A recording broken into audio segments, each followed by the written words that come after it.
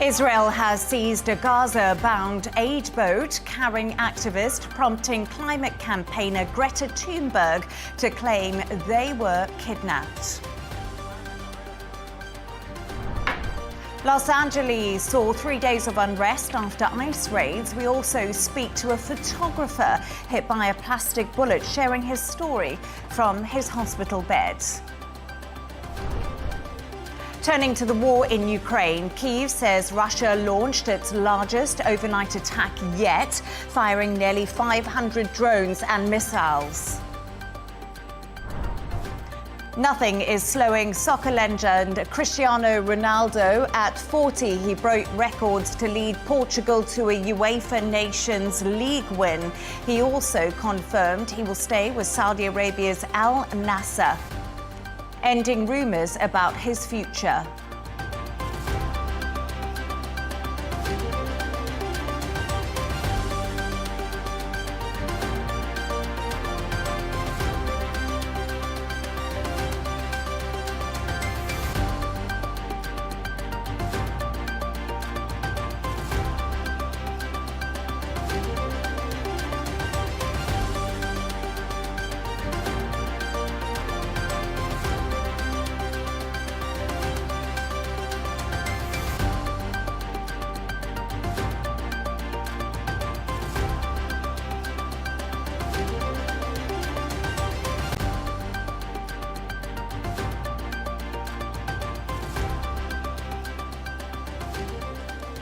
Now, Israeli forces have seized a yacht carrying activists and humanitarian aid that was trying to reach the Gaza Strip. Climate activist Greta Thunberg and a French lawmaker are among 12 people aboard the Madeleine.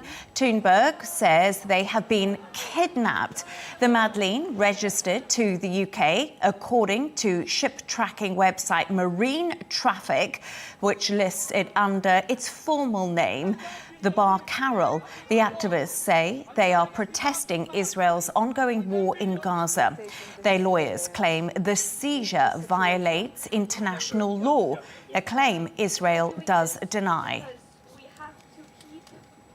France has responded, saying it is seeking a swift return of its citizens aboard a boat intercepted by Israel on its way to Gaza. President Emmanuel Macron requested that the 6 aboard the Madeleine carrying aid to be released immediately. However, Israel's defense minister says all on board, including climate activist Greta Thunberg, would first watch videos of the October the 7th attacks. For more on this, I'm now joined from Jerusalem by General Yaakov Amidror, former National Security Advisor to the Israeli Prime Minister. General, an absolute pleasure to have you on the show today. Thank you for joining us. So earlier today, Israeli naval forces boarded and seized a charity vessel trying to break a naval blockade of the Gaza Strip. Are the activists on board safe? And what is Israel planning to do with the captured crew, including Greta Thunberg? Of course, they are safe. They got water and food immediately when the IDF forces had been on board. I saw her smiling in the picture. She didn't like the idea, but she liked the food probably. After they will watch the atrocities of Hamas in a film that was done based on what was photoed by the Hamas terrorists, they will be released to their countries. Israel will put them on airplanes. We don't need them. We don't need us. They will go back to their countries after they will see what Hamas did in the 7th of October. The French president has asked Israeli authorities to release their nationals on board as soon as possible. Will you uphold this request from one of your country's closest allies? And has this latest capture of activists weakened Israel's standing on the global stage, as Israel is facing criticism for this morning's actions? First of all, years ago, there was a committee which nominated by the Secretary of the United Nations, headed by a judge from New Zealand. And the result of the inquiry of this committee was clear: Israel has the right to put siege on Gaza and to act as Israel acted this morning. So from the international point of view, we don't have any problem. We have a stamp of what we did by international committee which nominated by the United Nations. About the French demand, it doesn't need any demand. We say from the beginning that we will release all of them. We will take them to aeroplanes flying from Israel to France and other countries, and they will go back home after they will see the atrocities of Hamas which they are defending, terror organization which was defended by them. After they see the atrocities, they will be free to go back to their countries. General, Israel's offensive against Gaza has killed more than 54,000 Palestinians. That's according to health officials in Hamas-run Gaza. And that's since the October the 7th attack, which killed 1,200 people. Do you think Israel's ongoing offensive is disproportionate? No, because first of all, you don't know if this is the number. Do you believe Hamas? I don't intend to believe Hamas. Second, how many of the 50,000 are terrorists? They don't say. They don't make any differentiation between civilians and terrorists. And third, what is the number of Palestinians which had been anyhow died in Gaza during this month? So if you take all this number together, you see the number of civilians that had been killed by the IDF when we are fighting this terror organization is not such a big one. I know that the Hamas is doing noises all over the world, but they're lying about the numbers. They don't tell how many terrorists are within the numbers and how many anyhow supposed to die in the Gaza Strip during this month. So with all due respect, and I don't have any respect to the Hamas numbers, I don't think that Israel is exaggerating. Is Israel sympathetic to the international concern for people's lives? Because we were talking about the naval blockade in place since 2007. General, we also know there's a land blockade. Aid isn't getting into Gaza as much as needed. The UN is calling for this to happen. Are you and are the people of Israel sympathetic to what's happening? Look, we are very sorry about the fact that the civilians had been killed by Hamas' decision to fight within civilians. We think it's a sin, it's against the international law, and we are more than angry that Hamas is fighting within his own civilian people. It's against the international law, and I hope that the international community will condemn it. I don't see it happening, but I hope that it will happen. We know that at the end of the day, the international community is not something that Israel should be dependent on. They didn't think that we have to attack Hezbollah in Lebanon, and we did it with great success. They didn't think that we had to go to Rafah, and without it, Yahya Sinwar and his brother probably were alive now. So with all due respect to the international community, the responsibility for the security of Israel is not in the hands of foreign leaders, it's in the hands of the Israeli government. We are a sovereign state, democratic one, by the way. We have a strong democracy. The majority of the members of the parliament are supporting the government, and the decision about the security of Israel will be done by the government of Israel and not foreign leaders. Turkey has condemned the seizure of today of this boat, and they've basically said that they've called the move, Israel's move today to capture the vessel, a clear violation of international law. Do you agree with this assessment? Is Israel breaking international law? No, I told you.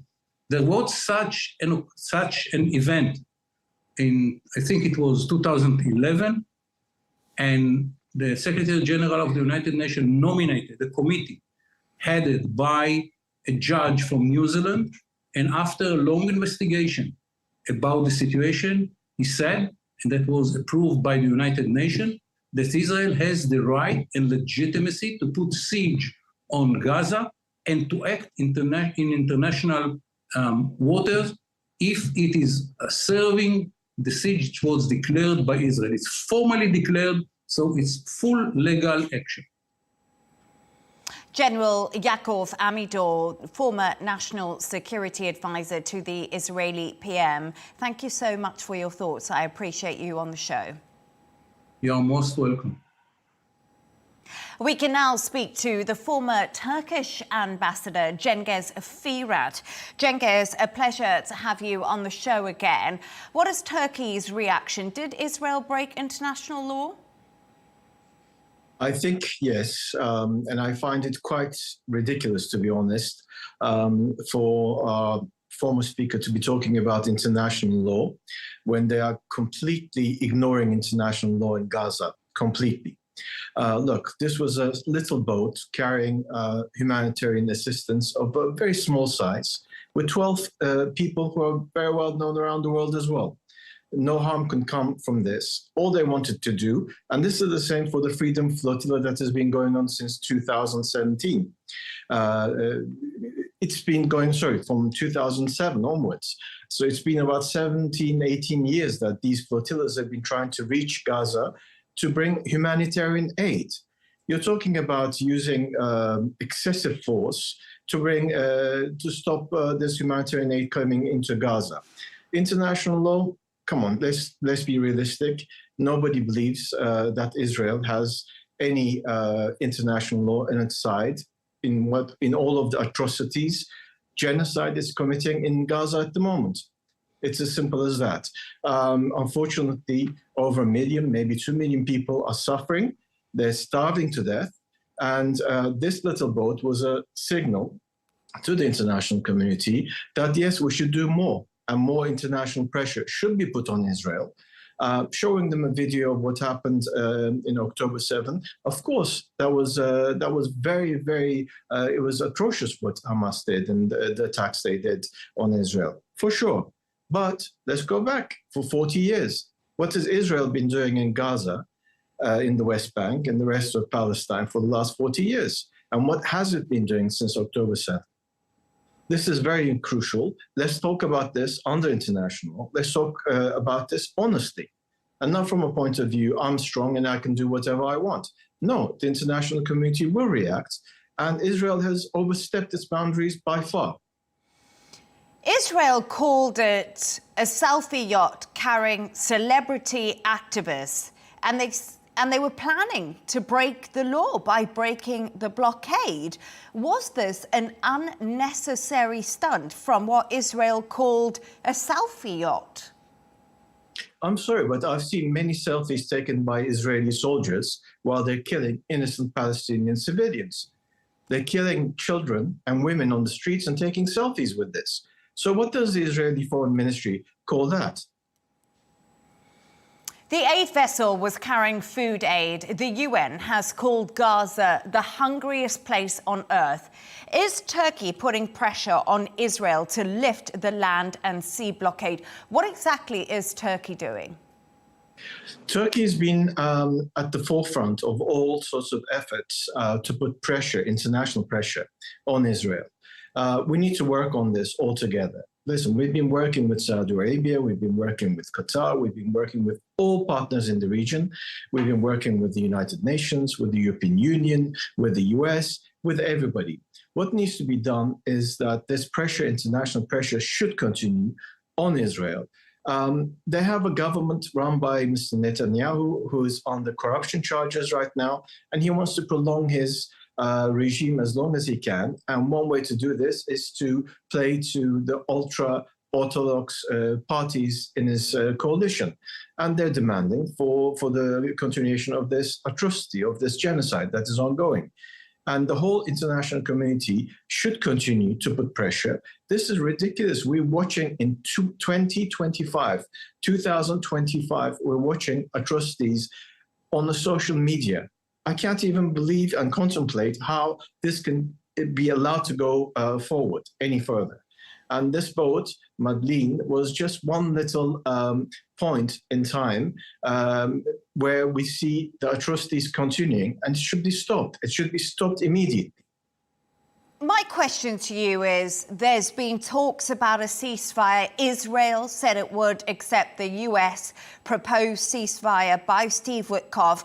Why has Hamas not accepted the latest US ceasefire proposal? To be honest with you, what we've heard is that today President Trump will be speaking to Mr. Netanyahu about these efforts and about more aid, humanitarian aid, being let into Gaza in order to alleviate the suffering of all the people who are starving to death. I'm not privy to the negotiations. I'm not privy to the details of what has been proposed. But obviously, if they've rejected these proposals, you can probably say that it's been one-sided. We've had proposals coming from the US where they talked about a Gaza Strip that resembles Côte d'Azur, Monte Carlo, etc. So, under these conditions, we need to be a little bit more serious about what these proposals are. And as far as I understand, total one-sided proposal for a ceasefire is probably not conducive to attaining that ceasefire. Cengiz, Firat, former Turkish ambassador, it's always great to have you on the show. I appreciate your thoughts. Pleasure. Thank you very much.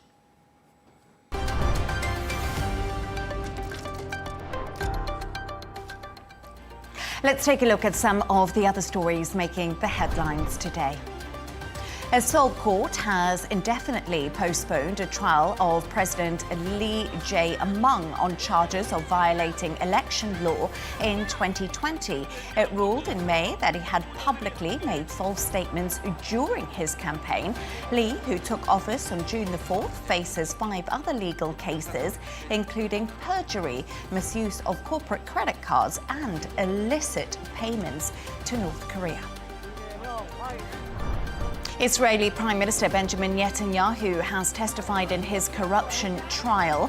Last week, the trial moved to the cross-examination stage. Netanyahu was indicted in 2019 on charges of bribery, fraud, and breach of trust, all of which he does deny. Netanyahu is the first sitting Israeli leader to take the stand as a criminal defendant.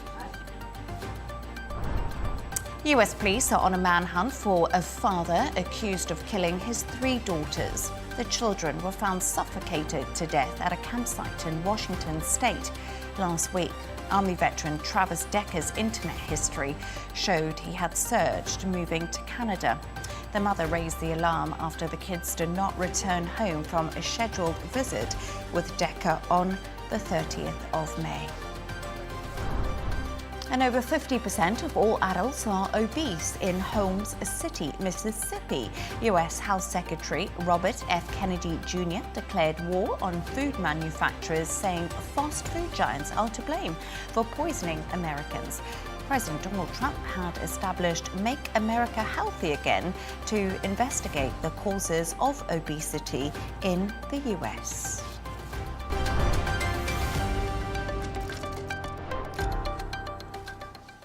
Now, freeways blocked, cars on fire, tear gas in the air. Los Angeles is witnessing another day of chaos as anti-immigration protests erupt across the city. Clashes broke out downtown after ICE raids swept through the area, part of President Trump's push for what he calls the biggest deportation operation in US history. With over a third of LA's population born outside the country, the city has become a major target. As protests escalated, Trump deployed hundreds of National Guard troops and warned protesters, "You spit, we hit." We're going to be watching it very closely. And when they spit at people, they spit. That's their new thing. They spit, and worse. You know what they throw at them, right? And when that happens, I have a little statement. They say, "They spit, we hit." And I told them, nobody's going to spit on our police officers. Nobody's going to spit on our military, which they do as a common thing. They get up to them this far away, and then they start spitting in their face. That happens, they get hit very hard. Now, British news photographer Nick Stern was injured in the riots after being shot with a plastic bullet and joins me now from his hospital bed in LA. Nick, an absolute pleasure to have you on the show. Thank you for joining us. First of all, you've had emergency surgery on your leg after being hit by one of these rubber bullets. Tell us why you were there and what actually happened. Yeah, I'm freelance. I work mainly for British news organisations. During the day, it was clear that the ICE raid had escalated a local protest. So I actually went down there quite late in the day, around 2:30, 3 o'clock. And what I saw when I got there was a burnt out vehicle in the middle of the street and a skirmish line set up by the LA Sheriff's Department along a street. There were rubber bullets being fired at people. There were pepper balls being fired, but also the crowd were returning fire with some bricks and rocks and some small fireworks. And this kind of escalated through the day and continued through the day. The time I got hit was around 9 o'clock at night, when again there were barricades set up and some of the protesters were throwing things like bits of concrete and fireworks and so on. And this was responded to with a volleys of shots from projectiles from the Sheriff's Department deputies.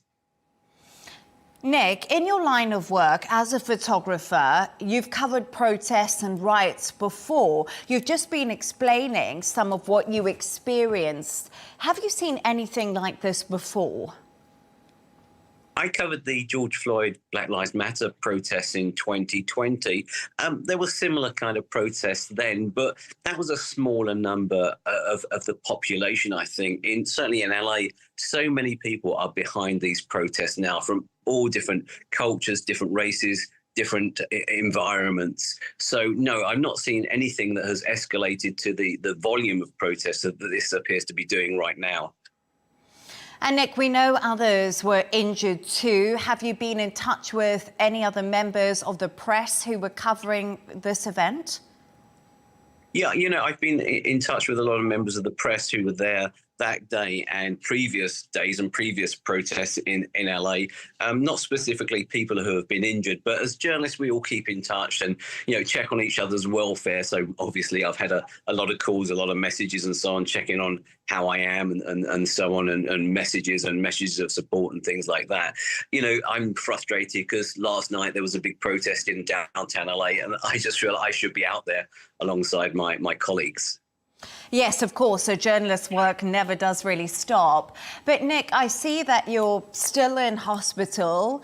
I want to know, and I'm sure the audience really want to know, how, Nick, are you feeling? And will you be able to return to work anytime soon? I've had pretty major surgery on my leg. There was a projectile that was 3 inches long by over an inch diameter, hard plastic that was embedded in my leg muscle. I'm hooked up to a vacuum pump that's draining fluid from the wound. I've got IV in my arm. This will be going on for at least a day or two. They're concerned about infection setting in. So I can't walk at the moment. I barely have stepped out of bed and can't do so without support. So I don't know how long I'm going to be here for, and equally how long I'm going to be immobile for. But it's pretty frustrating. I do have a physical therapy session today, which I'm really not looking forward to. But I think it's going to be a gradual return to mobility, really. Nick Stern, please keep in touch with us and let us know how you're doing. And I hope you do recover soon. Nick Stern, news photographer there, joining us from his hospital bed in LA. Once again, appreciate you. Thank you. We're now joined by the former US Deputy Envoy, Ellie Cohanim. Ellie, great to have you on the show. Thanks for your time. I hope you heard the interview with our last guest, press photographer Nick Stern, who was shot by a plastic bullet after covering these protests. What's your reaction to what he had to say?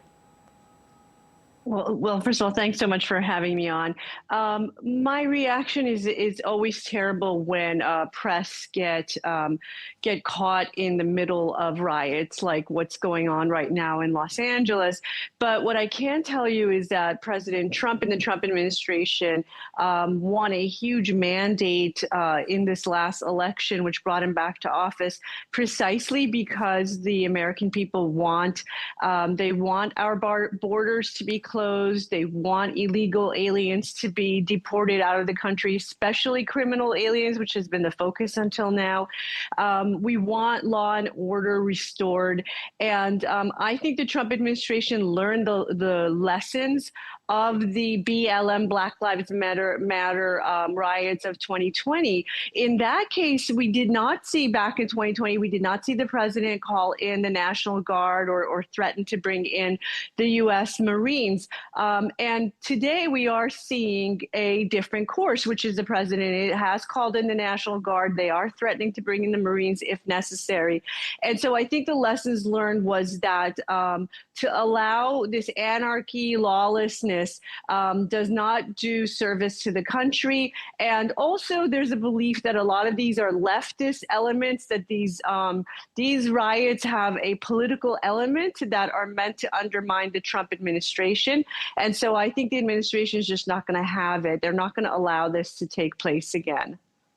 Ellie, people are clearly angry about the US immigration raids. Obviously, he talks about the mandate there. ICE have arrested 100,000 people since President Trump did return to office. Ellie, are we expected to see this number increase? Well, absolutely. The president promised the American people to be arresting, but more importantly, deporting millions of illegal aliens. I have to share that the estimate is that 10 million illegal migrants crossed into the United States under the previous Biden administration. That 10 million figure is larger than the population of Hungary and Europe, just to give the audience an understanding of what we're talking about. And within that 10 million, there's just so many that present a national security threat to this country. So clearly the president cannot allow these people to stay in the country who do present a national security threat to us. And I think that the attack in Boulder, Colorado, of the Egyptian Mohammed Soleiman, who threw incendiary devices and Molotov cocktails at a Jewish gathering, really kind of reminded the American people of exactly the problem at hand, which is in the case of Mohammed Soleiman, he was an Egyptian, he overstayed his visa, and then he committed a terror attack. So, that kind of incident makes it really clear to the American people that, in fact, we do want the Trump administration to carry out these deportations.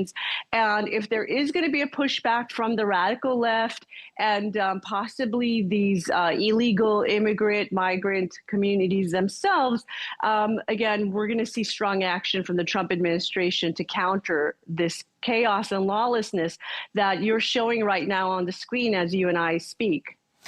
And Ellie, what's interesting is you mentioned Mohammed Soleiman there from Egypt, but Egypt actually wasn't on the list of places that Donald Trump has put a travel ban, which is something a lot of people are asking questions about. Well, the travel ban countries is 12 countries that the president and the administration have shared are places where it's impossible to get accurate information or true vetting from those who might apply for visas to come to the United States. So, you're talking about places like Yemen, which is clearly a war zone. Most of the country has been overtaken by the Houthi terrorist militias. You're talking about places like the Islamic Republic of Iran, with the Iranian regime in power, and of course, one of our chief adversaries. So, the understanding again is that travel restriction is also based on U.S. national security needs, understanding that we cannot get accurate information from those 12 countries, like Afghanistan and others. So that's what lies at the heart of it. And I can imagine that there might be some criticism, but let's remember the United States is not the only country that has these kinds of travel restrictions. There are actually countries in the Muslim world that have travel restrictions from these very same countries. So I think what you're looking at under Donald Trump is a new era of looking at immigration with the lens of national security is a top priority. He says he has an America First foreign policy and domestic policy agenda, and that's exactly what America First is, which is we're going to put the interests of the United States and of the American people ahead of anything else, including anyone who would like to enter this country.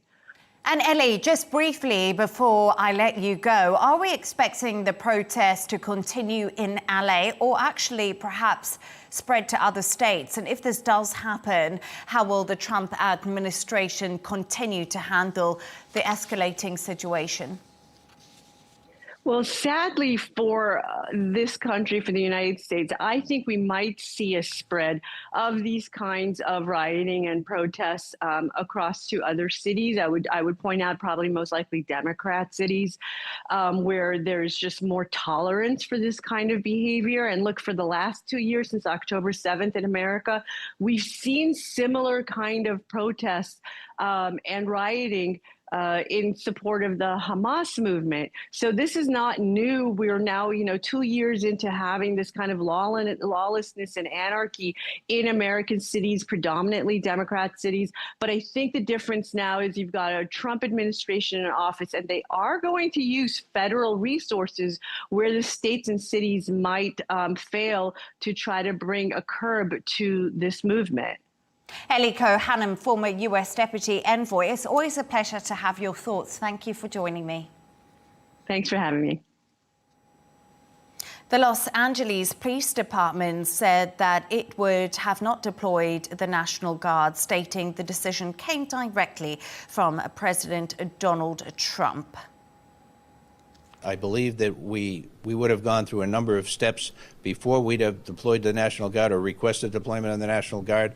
We would normally go to 50% deployment to handle radio calls and do the business of policing. And so that didn't occur in this case because it wasn't done through the sheriff or through the up through the normal chain. It was done from the top down, from the president directing that happened, and then the National Guard was federalized. So they're working for the U.S. Army, not for the California State National Guard.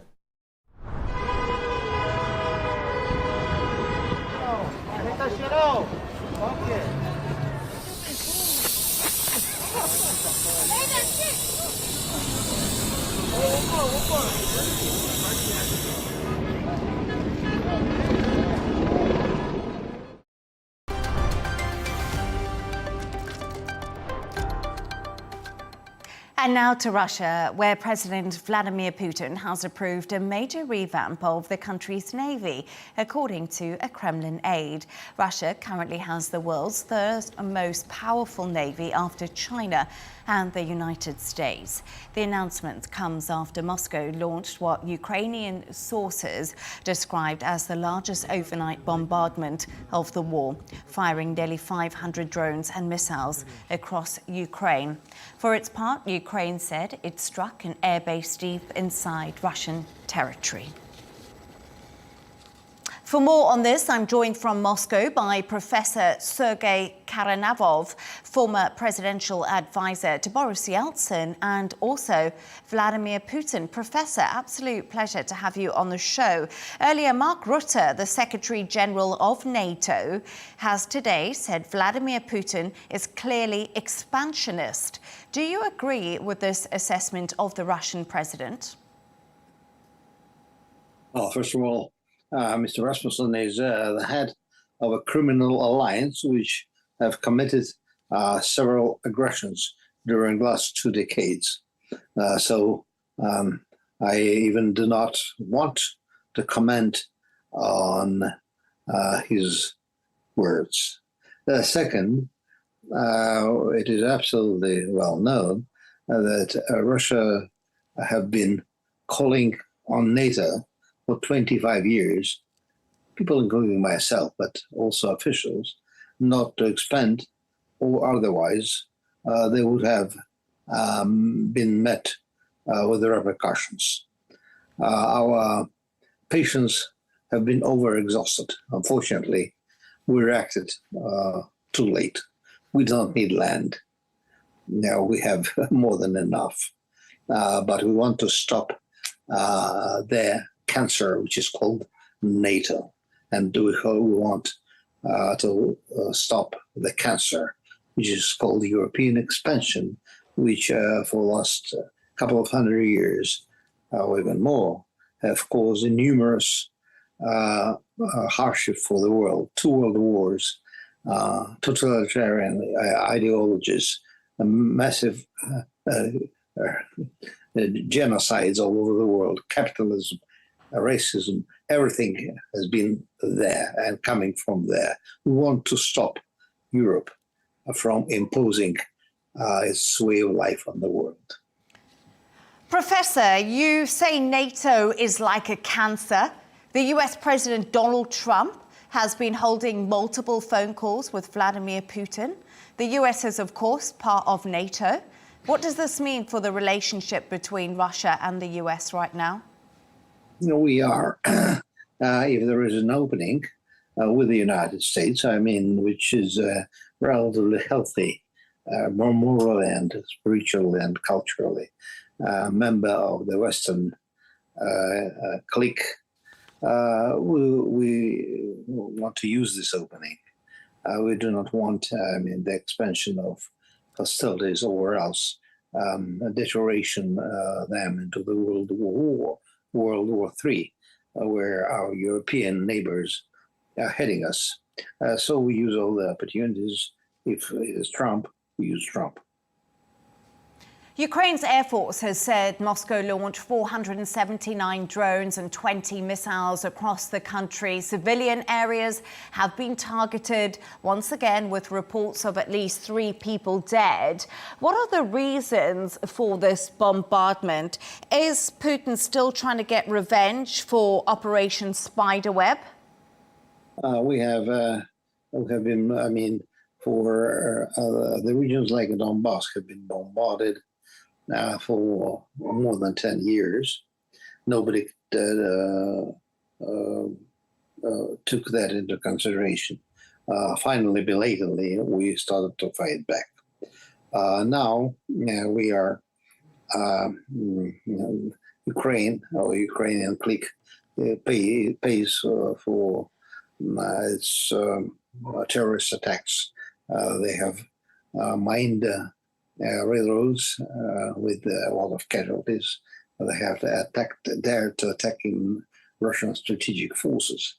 I hope that their European patrons and American patrons will stop this while the regime, before it's too late, and before Russia would have to send its missiles to proper European targets, which the countries which support this mad dog.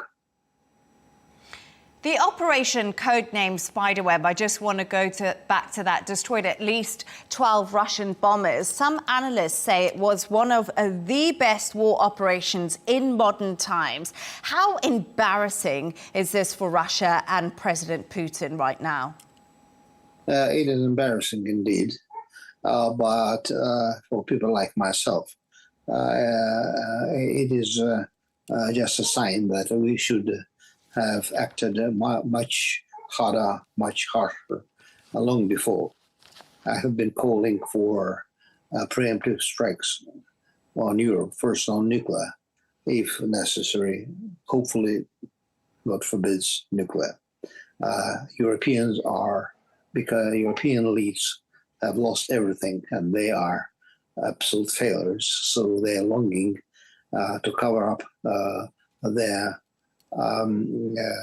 failures with total animosity, or even again, unless in a little bit more than 100 years, they are pushing the world towards the new world war. We have to stop them. Would Russia be prepared to use nuclear weapons? I hope, of course it should, but I hope it will never come to that. I hope that after our signals, and I know that after our signals, that there will be dire repercussions, Americans started to back off.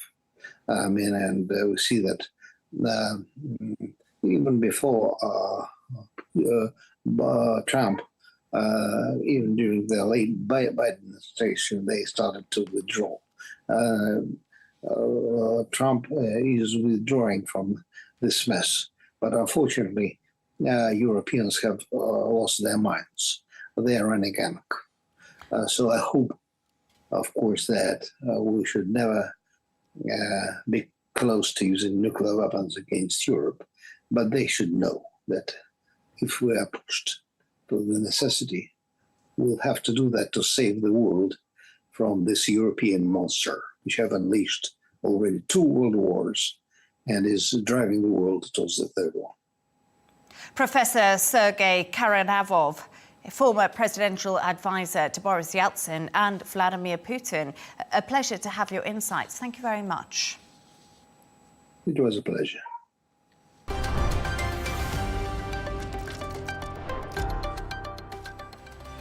Now let's take a look at the top business news. Top US and Chinese officials are meeting in London today in the hope of making further progress in easing the trade war between the world's 2 largest economies. The eyes of global financial market investors are firmly on the outcome of the discussions as the 2 superpowers try to get back on track with a preliminary agreement struck last month in Geneva. The second round of meetings come 4 days after Trump and Chinese leader Xi Jinping spoke via the phone. China's export growth slowed to a 3-month low in May as US tariffs took a toll on shipments. That comes as factory gate deflation deepened to its worst level in 2 years, heaping a pressure on the world's second largest economy on both the domestic and external fronts, underscoring America's tariff impact on shipments. Customs data showed that China's export to the US dropped the most since early 2020. And let's go to the sports news now, and Chelsea have confirmed the signing of Mamadou Sarr from Strasbourg. A $16 million deal was struck between the 2 clubs in the January transfer window, but now the move has officially been finalised. The 19-year-old centre-back has become Chelsea's 3rd signing of the summer. And to a remarkable story, and Carlos Alcaraz saved 3 championship points before retaining the French Open title by defeating world number 1 Jannik Sinner in one of the greatest ever Grand Slam finals. The Spaniard showed incredible reserves of energy and willpower to win a 5-hour, 29-minute marathon and deny Italian Sinner a 3rd consecutive Grand Slam title. Alcaraz claimed his 5th major crown at exactly the same age as his idol Rafa Nadal was. Amazing scenes yesterday in France. Now we end our show with an update on Cristiano Ronaldo. The soccer legend has confirmed he'll be staying with Saudi Arabia's Al Nassr next season, putting the rest of speculations about a possible summer exit. The news comes just after Portugal's win over Spain in Munich on Sunday, where they claimed their 2nd UEFA Nations League title in 6 years.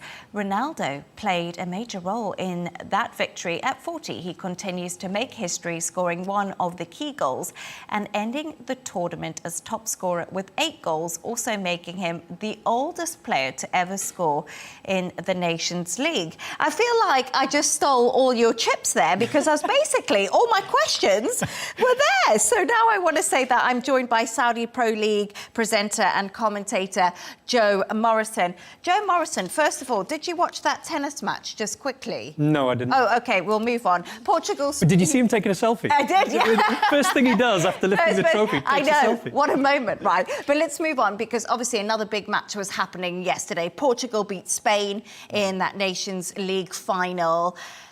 Was this actually a surprise to you, Joe? And did Ronaldo, who is, of course, 40 years old, gosh, some say that's old, I would say it's not too bad, he drove this team to glory? Yes, he drove the team to glory. Was it a surprise? Well, it was a lottery of a penalty shootout at the end of the day. They're always so stressful. Well, they are, aren't they? Like, you know, you feel a you get all little bit of sweat coming on. My mother loves them, by the way, does penalty she? shootouts. She loves them. Shout out to Joe's mum, yeah. Yes, it went to a penalty shootout, and a penalty shootout is a lottery, and it's not always a reflection of what happened in the 90 minutes or 90 minutes plus extra time. But did he drive them on? Yes, absolutely. He's got that aura. He's like Michael Jordan with the Bulls. He's a marquee name. He's a huge figure, and there's no doubt he had an impact.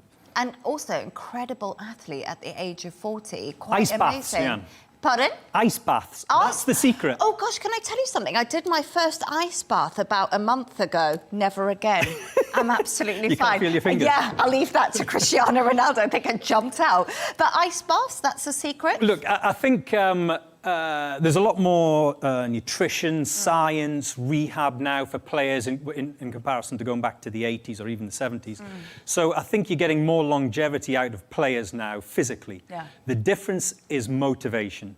When you've got 250 million followers on social media, when you've got, 6 cars in the garage and a ride-on lawnmower, what more does a guy need? It's the motivation where you have to give him respect, not the physical, like still wanting to compete for silverware at 40 years old. Still hungry to go for it despite all the cash and all the cars.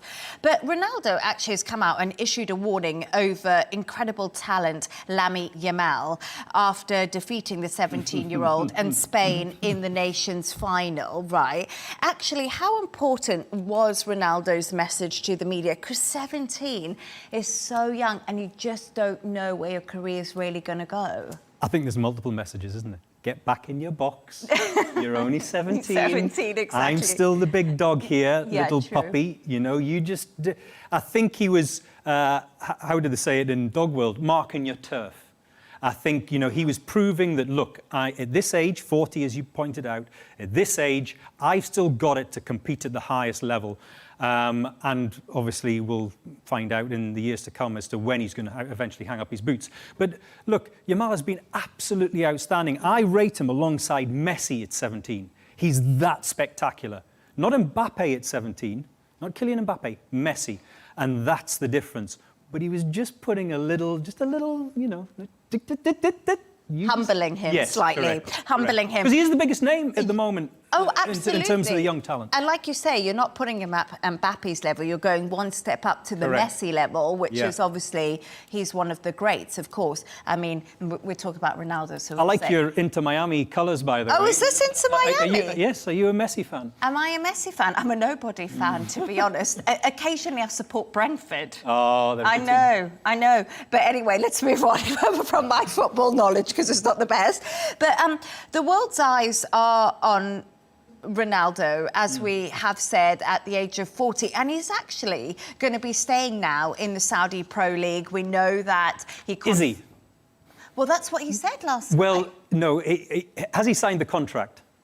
And the answer to that question is no, he hasn't. So his current contract comes up at the end of this month. Right. He's out of contract then. Now, he's making overtures that he's going to stay, which he did last night after the game. But remember, that's the emotion of the moment, a bunch of reporters.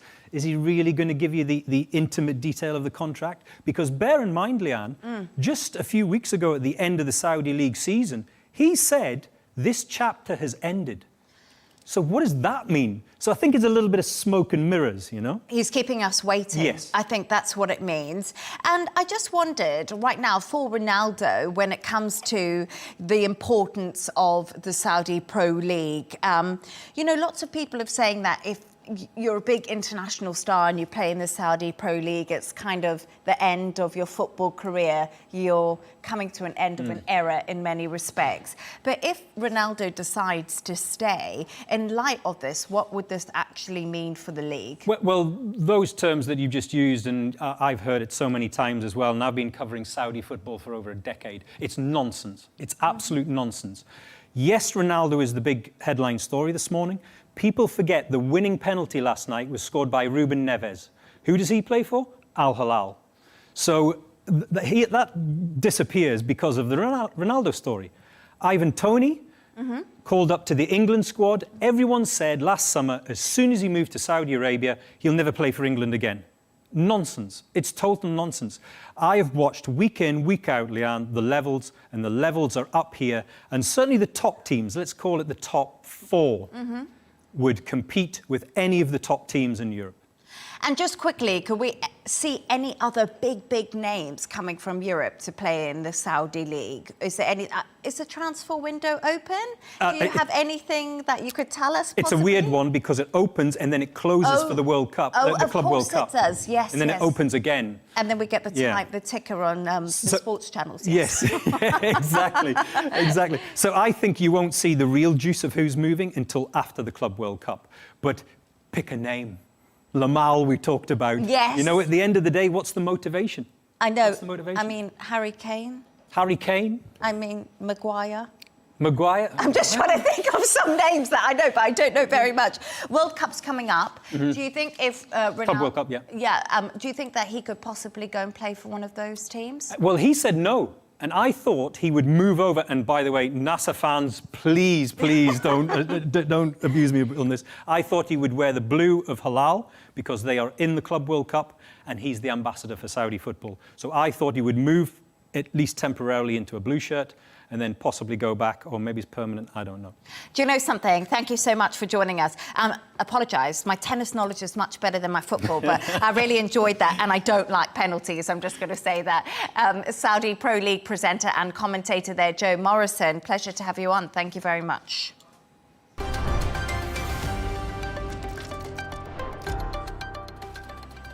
And that's all from us on W News. Don't forget to subscribe to our YouTube channel and, of course, follow us on X. The Real Deal is coming up with Tom Burgess-Watson next. Plus, we'll be back in a couple of hours' time with W News Extra. Goodbye and thank you.